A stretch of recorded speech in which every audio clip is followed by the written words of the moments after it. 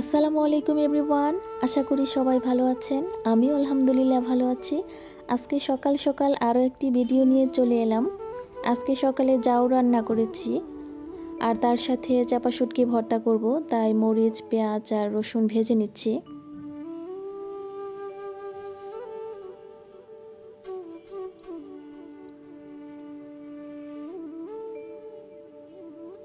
গ্রামের বাড়িতে শীতের দিনে চাপা শুটকির ভর্তা আর জাউ রোদে বসে খেতে কিন্তু অনেক মজা লাগে।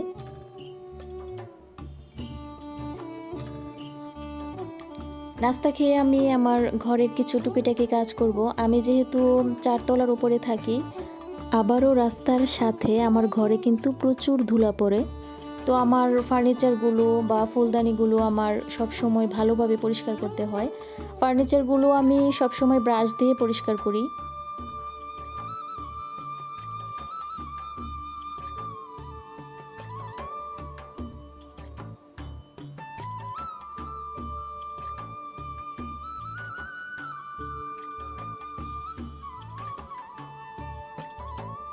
তো ঘরের আরও অনেক কাজই করেছি।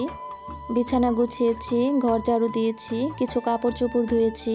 এখন দুপুরের রান্না করব।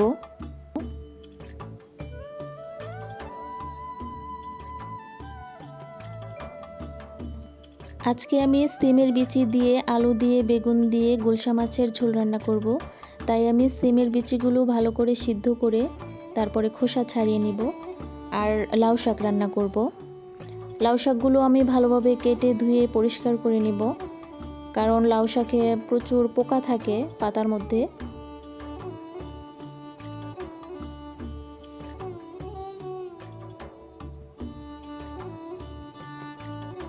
লাউ শাকগুলো আমি একটু ভাপ দিয়ে নিব।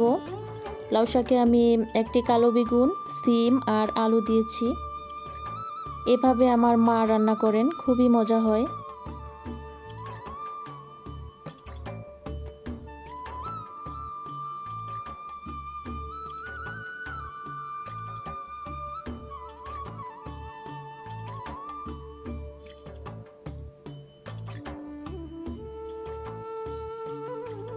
এদিকে আমি গরম তেলে পেঁয়াজ দিয়ে দিলাম, তরকারিটা রান্না করব।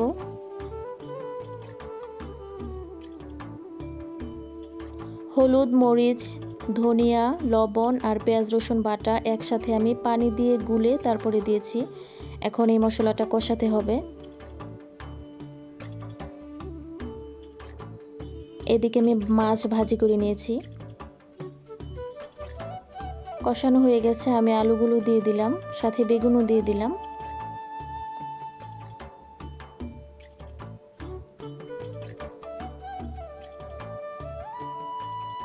আমি এরকম একটা জায়গায় থাকি যে বাসা থেকে বের হয়ে যদি আমি বাসার পিছন সাইডে একটু যাই, তো ওইদিকে পুরাই গ্রাম। আর বাসা থেকে বের হয়ে যদি সামনের দিকে যাই, তাহলে পুরাই শহর। তো গ্রাম আর শহর এই দুইয়ের মিশ্রণে আমি ভালোই আছি। যখন আমার একটু খারাপ লাগে, আমি দেখা গেল যে একটু গ্রামের দিকে হাঁটতে যাই। আমার বাসার সামনেই সরকারি মসজিদ, হাই স্কুল, প্রাইমারি স্কুল, বাজার, প্রায় পাশাপাশি 4টা হসপিটাল, মার্কেট, বাজার সব কিছু আমার বাসার নিচেই। তো যদিও আমি এত বেশি কেনাকাটা পছন্দ করি না, প্রয়োজনের বেশি আমি কেনাকাটা করি না, আমার কাছে অপচয় মনে হয়।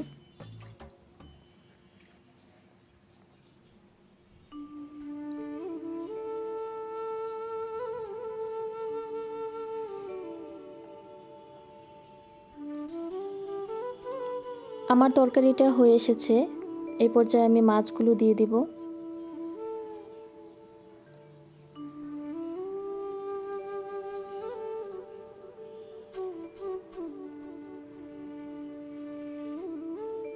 কিছু কাঁচামরিচ দিয়ে দিলাম।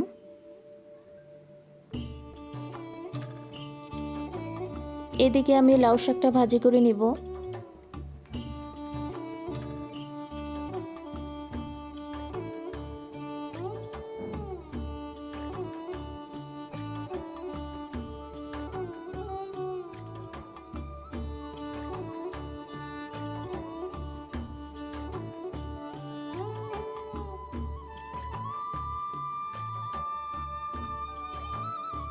শাকগুলো আমি ভালোভাবে উল্টে পাল্টে মিশিয়ে নিব। ভাপ দেওয়ার সময় যেহেতু আমি একটু লবণ দিয়েছিলাম, এ পর্যায়ে আমি আরেকটু লবণ দিয়ে দিব। আমার কাছে মনে হচ্ছে যে লবণ একটু কম হবে।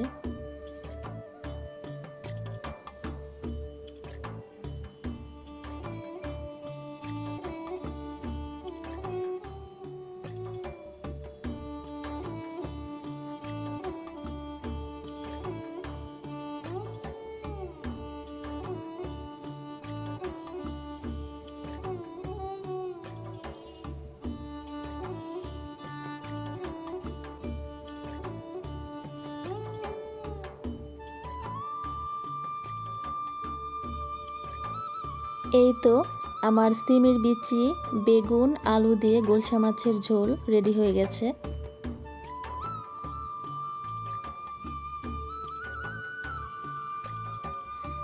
আর এদিকে লাউ শাকটাও রান্না করা হয়ে গেছে।